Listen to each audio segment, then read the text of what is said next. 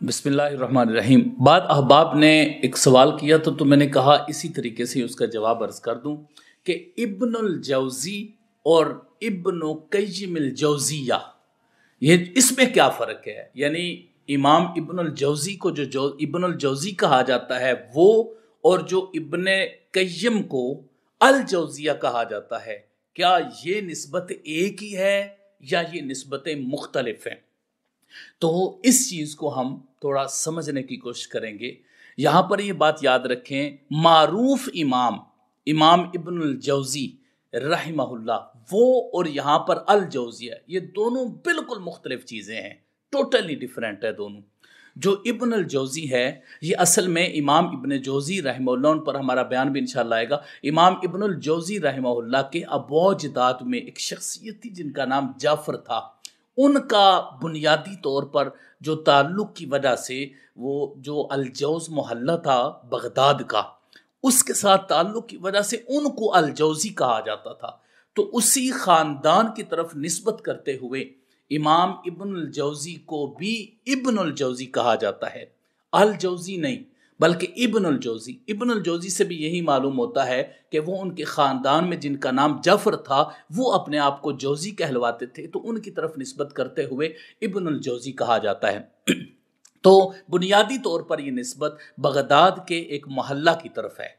अब रही बात इब्नुल क़य्यिम अल जौज़िया, उस हवाले से ये बात ज़हन में रखें कि मदरसातुल जौज़िया, एक मदरसा का नाम था मदरसातुल जौज़िया। इमाम इब्ने क़य्यिम रहमहुल्लाह के जो वालिद थे अबू बकर, वो उस मदरसा के मुतवल्ली थे।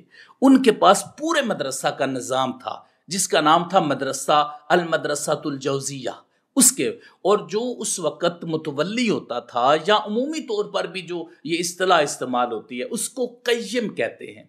ये क़य्यिम किसी का नाम नहीं था, उनका नाम असल में अबू बकर था कुनियत, और जो क़य्यिम था वो इस वजह से था क्योंकि वो एक मदरसा के मुतवल्ली थे जिसका नाम अल मदरसातुल जौज़िया था। तो इमाम इब्नुल क़य्यिम को ये कहा जाता था अपने वालिद की वजह से, क्योंकि आपके जो वालिद थे उनका नाम था क़य्यिमुल जौज़िया, मदरसा जौज़िया के मुतवल्ली क़य्यिमुल जौज़िया।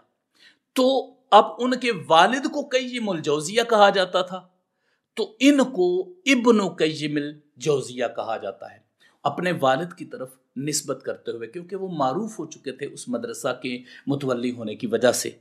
अब वो उस वक़्त मारूफ हो गए थे, फिर इनका नाम इब्नु क़य्यिमुल जौज़िया रखा गया, तो उनके वालिद जो थे वो इनकी वजह से फिर उनको अब शोहरत मिल रही है, क्योंकि उनके वालिद उसी वक़्त ही मारूफ थे। बाद में वो अपनी तालीमात की वजह से उस तरह मारूफ ना हो सके, लेकिन अपने बेटे की वजह से उनका नाम उसी तरह बरकरार रखा। तो यहाँ पर बाद बाप पढ़ते हैं इब्नुल क़य्यिमुल जौज़िया। जिस वक़्त अल जौज़िया को साथ मिलाना है तो इब्नुल क़य्यिम नहीं पढ़ना, अल क़य्यिम नहीं पढ़ना, इब्नु क़य्यिमुल जौज़िया। इसका माना है मदरसा जौज़िया के मुतवल्ली का बेटा।